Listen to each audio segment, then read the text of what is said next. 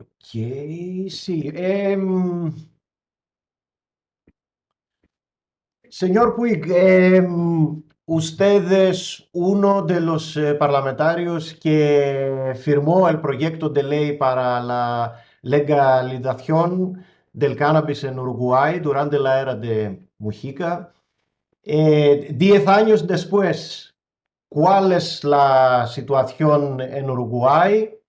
¿Ha tenido un impacto positivo? La evaluación es muy positiva en el sentido de que la regulación de la producción, el acopio y la distribución del cannabis permitió, en primer lugar, generar una situación de mayor protección a los usuarios de cannabis, que estuvieran protegidos por la legislación, que al mismo tiempo existiera una disposición clara en la propia ley en el sentido de que el Sistema Nacional Integrado de Salud iba a establecer mecanismos de promoción de salud, de protección y de atención en los casos de consumo problemático de cannabis. Al mismo tiempo, se generó una campaña a través del sistema de educación en cuanto a prevenir sobre los efectos de los consumos problemáticos de drogas. Se generaron mecanismos de distribución por parte del Estado que tenían tres pilares fundamentales. El primero era el autocultivo, el otro era la distribución por farmacias dependientes, controladas más bien por el Ministerio de Salud Pública, y se establecieron clubes canábicos donde hasta 45 personas podían asociarse para producir cannabis, y se establecieron mecanismos por los cuales se establecían las cuotas máximas a las que podía acceder tanto una persona que iba a comprar en las farmacias o que formando parte de un club canábico, y esto estaba alrededor de los 40 gramos mensuales. Al mismo tiempo, se despenalizó la tenencia de cannabis para consumo personal. Se logró dar una protección a esos usuarios para que no tuvieran que mantener vínculos con el sistema ilegal y con el narcotráfico. O sea, se les sacó una porción del mercado, una porción relativamente pequeña, pero importante, y de alguna manera los 250.000 consumidores de cannabis que existen en Uruguay, ya 83.000 aproximadamente participan de este circuito legal. En ese sentido, se ha logrado esa protección a los usuarios, se ha logrado avanzar en cuanto a que esas personas no dependan de las mafias del narcotráfico para poder acceder al cannabis. Eso es un elemento muy importante. No estaba previsto ni se pensó que esto fuera a eliminar el narcotráfico. El narcotráfico tiene otros caminos, tiene otros grandes negocios que están vinculados muchas veces a la falta de controles del Estado en lo que tiene que ver con el lavado de activos y demás. Pero de alguna manera podemos establecer que en lo que tiene que ver con el consumo de cannabis ha habido un avance importante. ¿Cuáles son las cosas que desde mi punto de vista habría que corregir? Bueno, tal vez el tema de los registros, de esos registros tan estrictos, impiden que otros usuarios puedan plantearse acceder al cannabis a través del sistema legal porque no quieren estar expuestos a un control. Y uno se pregunta, ¿en realidad los consumidores de alcohol, que es la droga más utilizada en Uruguay, los consumidores de tabaco no forman parte de ningún registro? Entonces, tal vez hubiera que pensar que flexibilizar esos mecanismos por los cuales la gente tiene que estar registrada, figurar su nombre, sus datos, porque eso permitiría que otras personas accedieran a los mecanismos legales de distribución y no tuvieran que vincularse con el narcotráfico.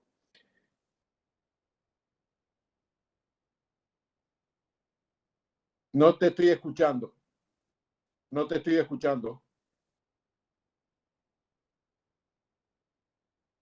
No, no se escucha. El consumo de drogas duras en estos 10 años ha cambiado. Bueno, ¿Está aumentado o no? bueno, el consumo de drogas duras ha aumentado en el mundo, ¿no? Pero claramente esto, desde mi punto de vista y según los estudios científicos, no tiene relación con la regulación del cannabis. Esa era una de las afirmaciones que se hacía desde quienes se oponían a la ley, y lo siguen diciendo hoy, que el consumo de cannabis es el inicio para el consumo de drogas duras. En realidad, se ha demostrado en estudios internacionales que no hay vinculación directa entre el consumo de cannabis y el acceso a otro tipo de drogas como las anfetaminas o como la cocaína.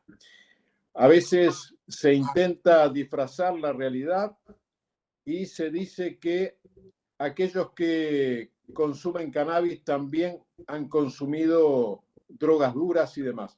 Sí, eso seguramente es así, pero seguramente también han consumido alcohol, han consumido tabaco, pero no existe una relación directa entre el consumo de cannabis y el ingreso a drogas duras. Eso está demostrado científicamente. Además, se decía que si se avanzaba en esta ley, si se aprobaba, iba a generarse una situación de promoción del cannabis. Por el contrario, lo que ha habido ha sido la posibilidad de que los potenciales usuarios de cannabis supieran a través de campañas informativas cuáles son los riesgos del consumo problemático de drogas y demás. O sea, que el Estado participe en la regulación, que el Estado participe de alguna manera quitándole el vínculo al narcotráfico con los usuarios, me parece que es un muy buen elemento y que en realidad los detractores de la ley hoy no tienen argumentos para decir que esa ley no ha sido buena. Efectivamente ha sido muy buena. Al mismo tiempo existe un mercado llamado gris, ¿no? Que se da en todos los países donde se ha avanzado en este mecanismo, donde a partir de la producción legal hay una parte que se comercializa en forma ilegal. Bueno, yo creo que eso tiene que ver también con el tema de los controles de los registros y que habría que pensar por qué un consumidor de cannabis tiene que estar registrado cuando no están registrados quienes consumen drogas que se han demostrado más peligrosas desde el punto de vista de salud pública, como es el alcohol. Y sobre los adolescentes, ¿están medidas especiales para los adolescentes? Bueno, en varios planos. En primer lugar, pueden acceder a una información mucho más detallada, una información sin tabúes, una información que antes no tenían. Y eso se hace a través de los mecanismos de enseñanza, ya desde enseñanza primaria, enseñanza secundaria, que es uno de los aspectos que estaba establecido ya en los primeros artículos de la ley. Al mismo tiempo, tienen acceso a poder consultar, poder ser orientados en el Sistema Nacional Integrado de Salud, cosa que no ocurría cuando el cannabis estaba para tenencia y consumo personal, estaba penalizado. Yo creo que ha sido una muy buena iniciativa, que tal vez haya aspectos para corregir, para mejorar, pero creemos que este es el camino.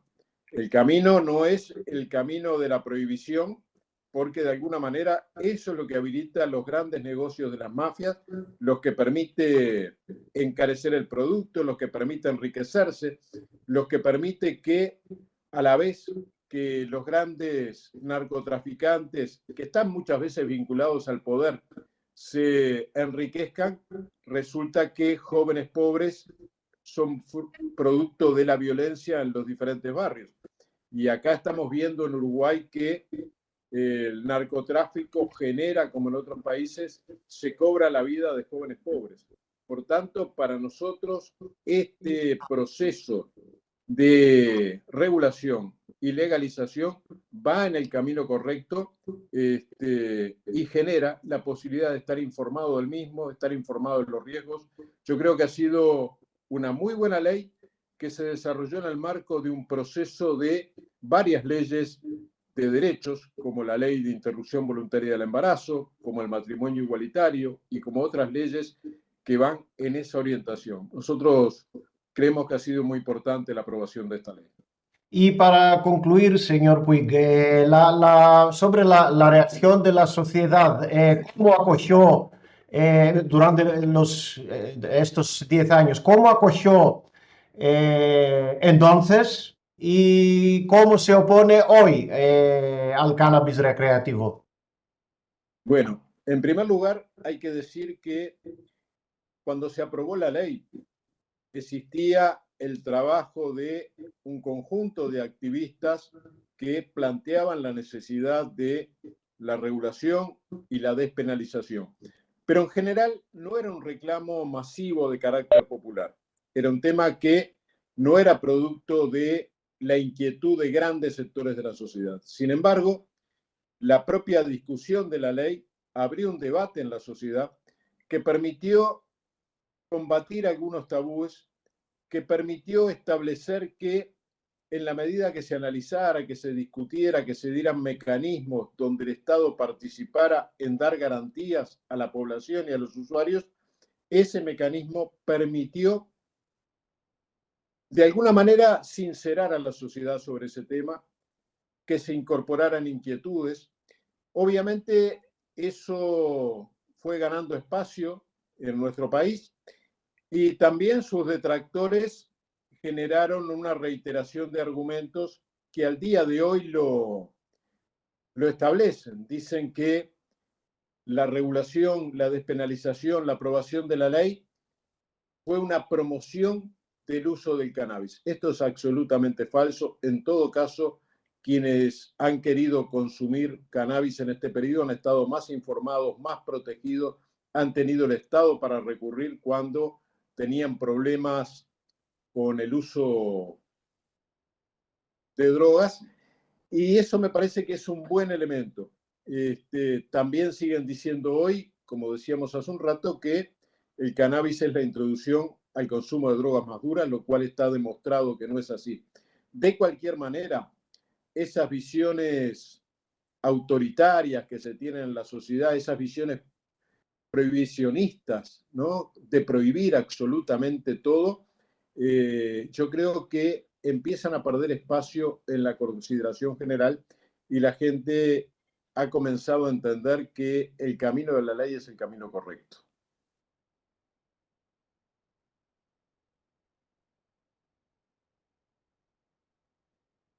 No, no te escucho.